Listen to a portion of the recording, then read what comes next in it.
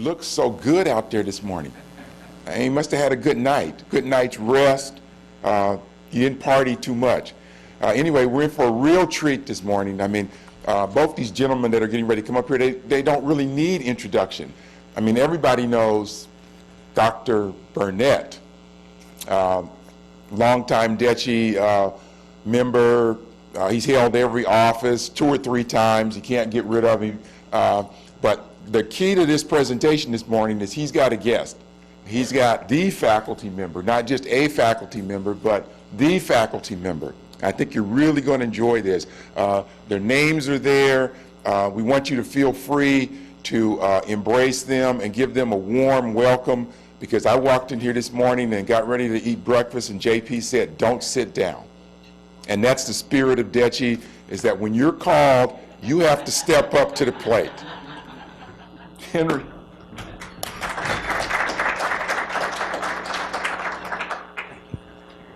Henry, you folks have 2 mics if you want, and this one actually works very well too, so it's up to you. I think one probably do. I just put on 2. Yeah.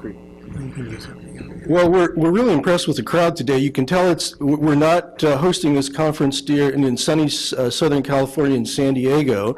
You know, it's not a warm day. You can't go to the beach. It's a chilly day in Sacramento. You have a relatively warm room and good food. And so we understand that that's the reason that you guys all showed up. Jim and I were a little concerned, you know, kind of doing the end of the conference of who we were going to be talking to. So we're really thrilled and energized that you're all here and all of that.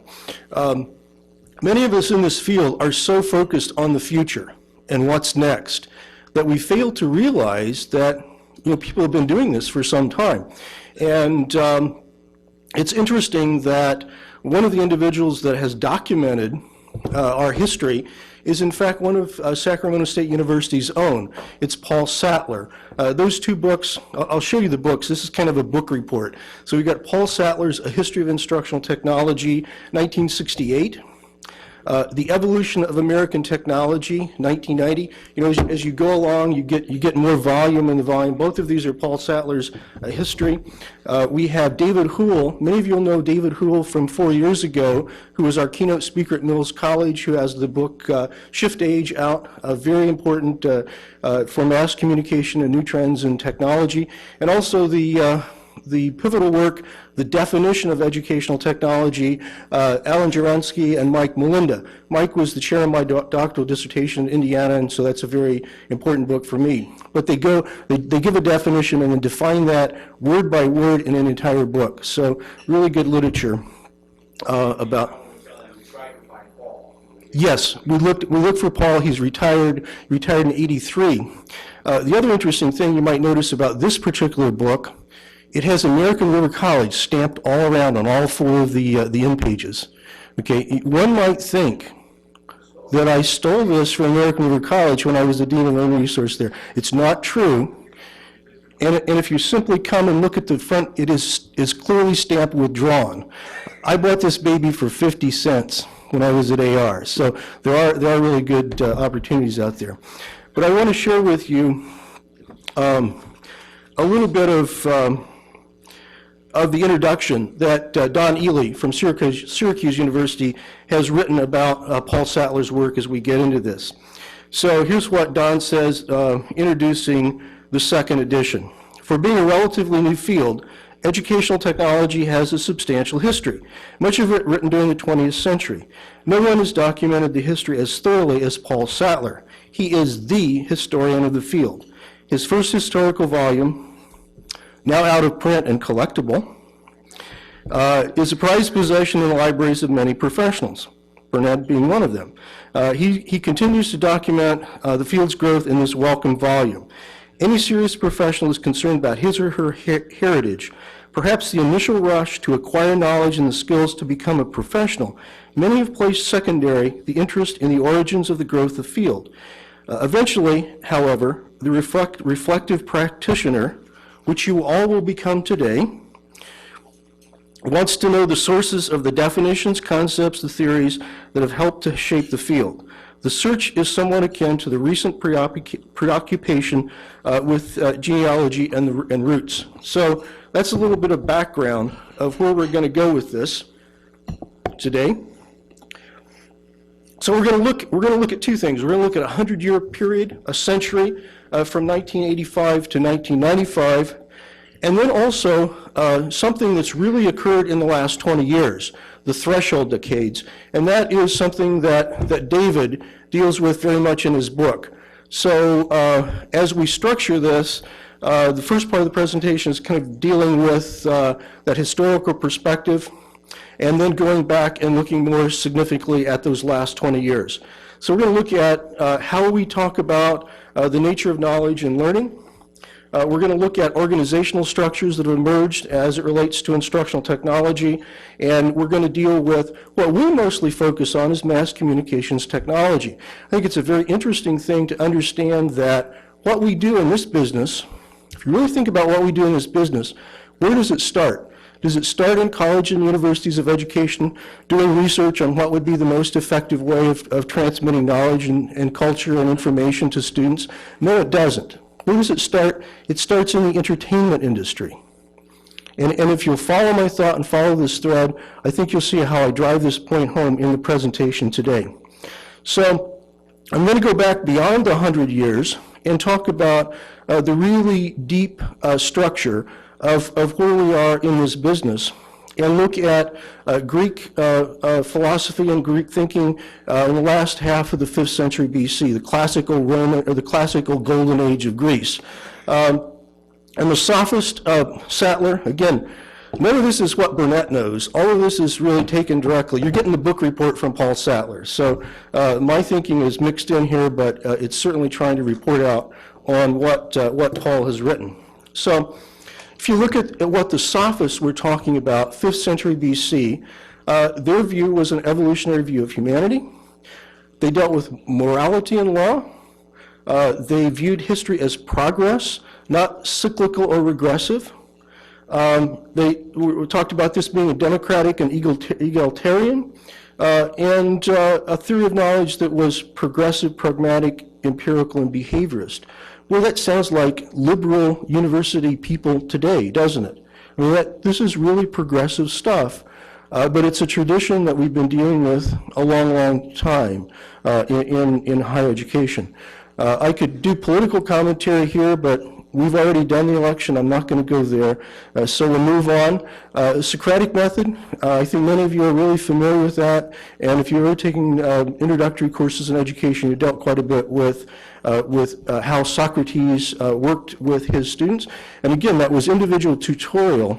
The class size were 15 or 20 rather than 300 or 400. So a little bit different in strategies about how that could be done. But the hallmark of the Socratic method is really a questioning and dialogue structuring. And really building on the knowledge base that students originally have rather than just dumping new data on them that they may not really understand. So there were a lot of things happening in France around later on. Jean-Pierre probably knows this tradition better than we do. He seems to be the resident Franco-culturalist here amongst us. And then moving on to Joseph Lancaster in England, really at the in the late 1800s, beginning of the 1900s. And here we begin to see some really structuring of education and higher education. He developed manuals of instruction, actually books on how to teach and how to do the instructional things.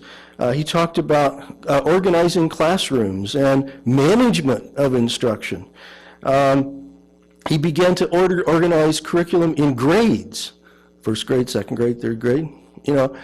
Before, Socrates didn't have all of these very sophisticated strategies in terms of teaching people.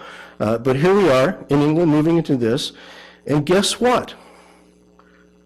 Instructional media, organizing to do presentations. So very, very interesting the way they did that. Or he did that. Thorndike, American educational psychologist, really kind of the father of the behaviorist movement. really began to do conditioning types of things, punishment and rewards. I imagine this is one of the guys that created the F in higher education, so he's a great guy, one of our big heroes to get people to fail. Anybody know who this is? Okay, we got a dumb audience here, and this is going to be fun. This is John Dewey. Anybody that's taken an ed theory class, at least if they haven't seen his picture, they've been influenced by his work. And you really couldn't say he was a behaviorist or cognitive psychologist. He was very pragmatic in the way approaching. And I really like this, the notion of education was life. You know, I think we've talked, Cyril Hull, David Hull's dad talked about lifelong learning. Aren't we all? Aren't we all involved in lifelong learning? Very much the kind of thing that, that Dewey would be very interested in. Whoa. But what's next? What happens? Here's the background and here's the theory. But I'd like for you to kind of contemplate. We really haven't talked about this. I knew these people were going to be, they need a lot of instruction. This, my friend, is a very good try. I'm sorry. I hate to embarrass you like this, but what is it? 3/4. Give me the time period. Late 70s. Yeah, good enough. What about the beta? What happened with the beta? Why? Lousy marketing on the part of Sony. Better product. Again, the low price stuff beat them out of the market. Okay, here we go again. Oh yeah. Laserdisc. You said Laserdisc. There you go. This is the high end of the class. You're getting better marks. Okay, you got Laserdisc. And now low. What is this? It's a CD, isn't it? Or is it a DVD. Good. Okay. DVD. Great technology. Okay, so this is going to get a little bit more interesting, a little bit more difficult. Cassette. 4-track. It's like an audio Cassette. Looks like an audio. Sorry. Okay. Audio cassette. Yeah. Audio cassette. Now, Maxell communicator. there you go. What do these three devices have in common? Obsolete. That's good. Manufactured. Who built these? 3M. NV Philips in the Netherlands. So anytime you bought one of these, NV Philips, because of the research and development and the codes and standards they set for these devices, got it click. It was great. Moving on. Floppy disk. Zip drive. You guys using these? You still using these? When I got from American River College to Santa Cruz, Jeff Wagner gave me one of these with his report on it. And that sort of ended the annual reporting. What about a SciQuest drive? SciQuest drive. Okay. I said, into the entertainment industry. So here we have the intro. Very good. Blue rolls. Robert Goulet. I'm a collector of all kinds of stuff. Not only got the 8-track, I got this cleaning tape for it. I was going to auction some of this stuff off, but I didn't know. Okay, we've got almost enough of this, but here we go. What's this? 35 Film camera. Keep talking. It's an reflex camera. Single lens reflex camera. Okay. Manual camera, Okay, good. film. photo, What film. model is this, Brian? Nikon? Nikon. There we go. Keep coming. Nikon F. This is a Nikon F. It was produced and released in the market in 1959. When I was going to undergraduate school, this was the camera. This was the professional camera. This camera created a revolution in journalism. This camera, in some ways, ended the Vietnam War because photojournalists took this into the field and brought back pictures that we aren't seeing from current conflicts. This camera stopped and saved journalists' lives I've seen some of these have bullets in them, where they saved the life of photojournalists. Because, you know, photojournalists had the wide-angle telephoto, they had 4 or 5 of these. It was almost like body armor when they used them. Okay, now I'm going to show you something here. Pay close attention. This is the Nikon F mount that was designed in 1959. This lens will fit on the most modern Nikon digital camera you can. So there's a persistence of technology here that this camera in designing systems did, which is a very important lesson for us as we think about what we're doing with technology. That you make equipment that will carry on and move forward. Henry, should I test your theory? What? Should I test your theory?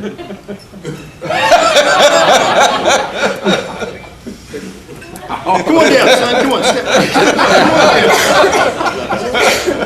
Come on. So here's the way it works. I give you the lens. You give me the body. I give you the old body. And you take the camera. So enjoy film. Okay, sorry. Go gently. He didn't test it. He's been humiliated. Trust me, it's really works. Okay, so most of us are really focused on the technology and the transition of technology. And so we really need to be focused not only on the technologies that we deal with, but the learning theory and the fun that we have. I didn't get you to guess this because we were playing around too much, but Saettler credits the museum movement of the very first example of technology. And that was when in classrooms in the 19th, 20th century, they didn't have wet labs in sciences, for science classes. So they bused students from 4 walls in a classroom and a chalkboard into national science museums. He looked at this as the first systematic technology instruction where individuals were designing specific instructional sequences. Here we see lantern slides, particular instructional sequences for students and taking them into an environment specifically designed for an instructional experience. Who's this guy? Thomas Edison. Okay, Thomas Edison. Boy, they're warming up. Yeah. They've learned a lot. They've learned a lot in just these few minutes. Okay, Thomas Edison and Henry Ford were very involved with the development of film. And this is what Edison said in 1913 about film. You can learn everything you need to learn through the eye. And our school system will be completely changed in 10 years. Okay, the point being made here is that every time there's a major technological breakthrough, we think, oh wow, it's all changed. All bets are off. We're going to move into a great new era. And to a certain extent, that's true. But if you look at these technologies, and again, the point I made earlier about the entertainment industry, that's where film really came from. But look at that, or that's where visual instruction came from. So look at this. Here's the progression: photography, landing slides, motion picture, radio, television, and now, boy, the big one, internet, isn't turning everything upside down. There was a conversation with James Frazee just recently who was saying, isn't this the new era of Gutenberg? Isn't this having the same impact on society at large as the movable type and printing press? Yes, absolutely it is. We're in an incredible era. Things are moving fast. In the early days of instruction of film, this gentleman, Gregory, did research and found out that these were the things that were happening for moving content into higher education and instruction. That it was repositioning of existing types of film and using them and reconstituting them into a learning environment. At the same time, all of this changed with the technology. Colleges of education began to formally develop courses of study and programs. San Francisco State and others developed formal curriculum in visual instruction, going back into the 20s. Instructional film and educational technology or audiovisual instruction at the time during World War II really took off. Many, many training films were made during this period of time. Frank Capra did a lot, moving from the entertainment industry to the war effort, did a lot with propaganda films, what I would call propaganda films. They called them patriotic films in the Why We Fight series. Tremendous amount of use of film, $2 million budget in 1943. Moving on to another technology, instructional radio. Many people don't realize that radio was used extensively for delivering courses. And as we do now, everybody's a big buzz is online courses. Well, before that there were radio courses, and there were television courses and other things. So when we got into the 50s and 60s with television, there was a lot, because it was so massive and so incredible in terms of the rules and regulations. There were a lot of commissions and a lot of studies that set forth how we were going to use educational technology and educational television and instructional television in society. So 52, there were channels allocated for education. At the same time, more organizational things, looking at systematic development of instruction in addition to simply the technologies that were available. Complex mass communication technology with television particularly coming in to play. And really the media movement kind of transitioned from audiovisual visual aids to looking at mass communication media to bringing in more learning theory and more systems design into educational technology and further into instructional technology, where there was a lot of movement for establishing learning goals and objectives and outcomes and really designing, in that era, a lot of things like programmed instruction, the early days of computer-assisted instruction coming along with that. Graduate degrees programs, a lot of corporate training. Penn State did tremendous research funded through the Ford Foundation. At one point they had 3,000 students out of the 14,000 students enrolled in television courses. They did tremendous research with that. A lot of it was to do comparing experimental design to see if you could learn from television, basically. And they found that there was really no significant difference in the televised experience versus the live experience. However, from an effective standpoint, the students and the faculty really felt more comfortable in the live interactive situations rather than the televised situations. So here's some more. But this is what I wanted to get to. Does anybody know what this is?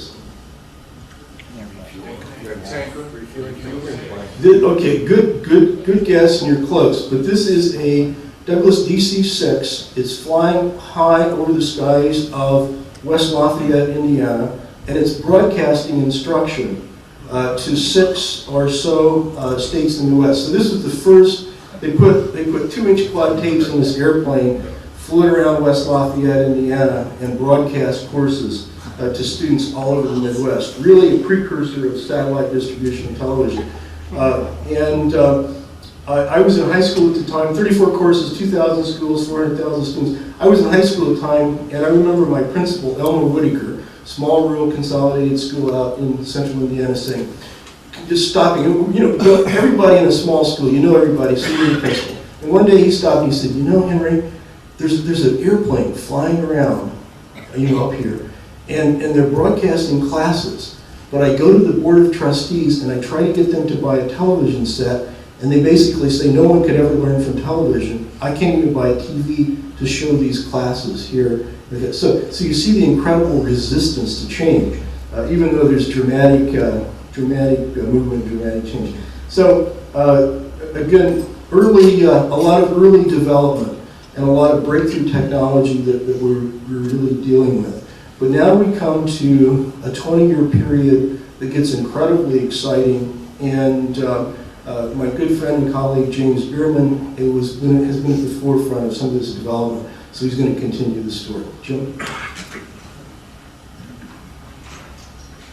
50 years from now, I believe that these 2 decades will be seen as a true demarcation in the history of humanity, an obvious time bridge between 2 eras.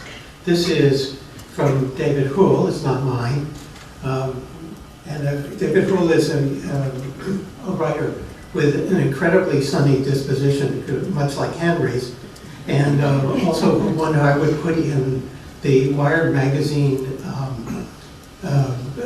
school of technological optimism. He's a tremendous optimist, and if you look at his charts, his graphs, almost all of them tend upward, which is a fairly rare thing for these times. Okay, so you notice in these that the lines begin to lift off. These are charts of worldwide computer use and then American computer use. The lines begin to lift off the bottom asymptote sometime around 1985. And it's a bit earlier in the United States than it is for the whole world using that scale. But nonetheless, it signals an upsurge in the use of computers and really a rising wave, and academic computing software followed that wave and rode that wave. Here are some of David Hull's numbers. The computer use in 1985 increases 76-fold over what it was in 1975, and cell phone and internet use are just at their inception. By 1995, we have an increase only of 4-fold over 85 in computer use, but cell phone use increased 127-fold, and internet usage, as measured by the actual amount of material that's distributed over the internet, increases 2,000 times. Okay, so what this marks is that 1995 is a shift from just using computers, or if you wish, from moving from analog to digital to connectivity. Here we have a really good demonstration of that. Again, you can see that the numbers lift off the bottom starting in 1995, and then they rise steadily from there. And I think that one of the reasons 1995 becomes a turning point is because of one particular piece of software. Originally it was called Mosaic. You're all familiar with it. It was developed at the National Center for Supercomputer Applications at the University of Illinois Champaign, excuse me. It then led into, with Mark Andreessen's move to California, to Netscape, which appeared in its first version in 1994. There was a 2.0 95, and then just a whole plethora of other things. Effectively, to have a graphic interface, a graphic browser to the web, really got the whole thing moving. Followed by Netscape and Operator and Internet Explorer, Mac Internet Explorer, Mozilla, Camino, Phoenix, Safari, NetSurf, Chrome, and Firefox, amongst others.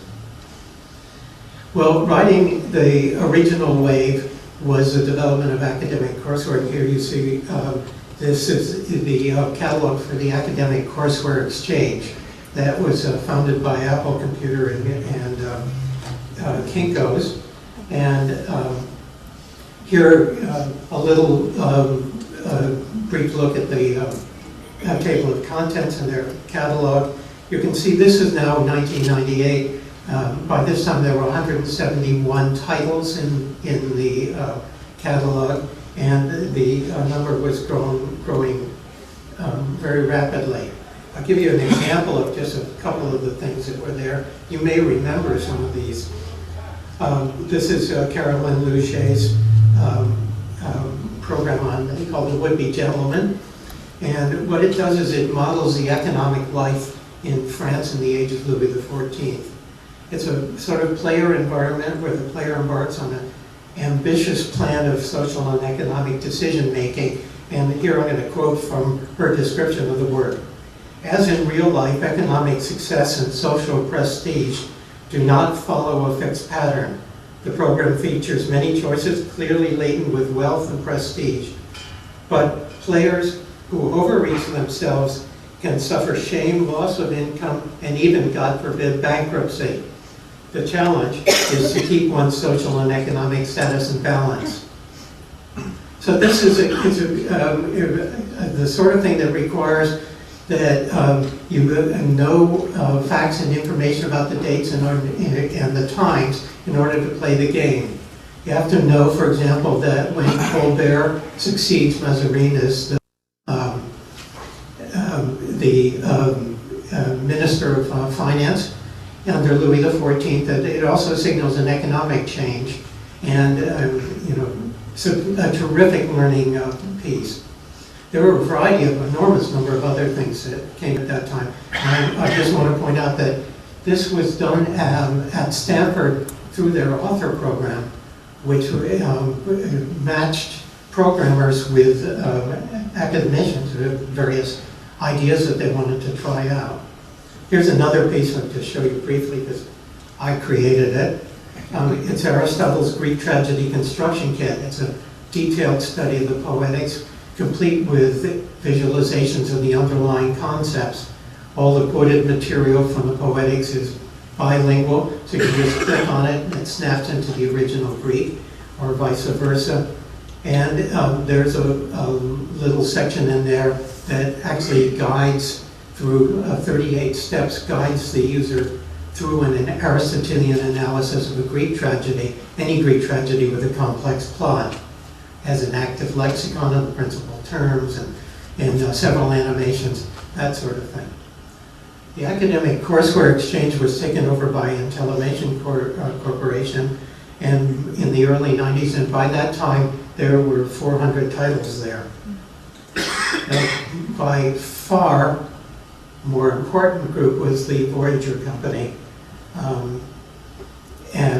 which the New York Times says that referred to Voyager Company as the single best source of stimulating and innovative titles for grown-ups. Their work divides up into 3 sections. Starting in the early 80s, in 1984, it was founded by Bob Stein and 3 other people. They established the Criterion Collection of laser discs, and the Criterion Collection exists to this day. They took high-quality classic films and provided them with annotations, interactive elements, and so forth. More importantly, they started developing CD-ROMs in 1989, and the first one that they came out with was Robert Winter's version of the Beethoven's Ninth Symphony, a seminal piece of academic courseware, and I think somewhat dazzling. And there were a whole variety of other things that came after that. Some popular, the Beatles' Hard Day.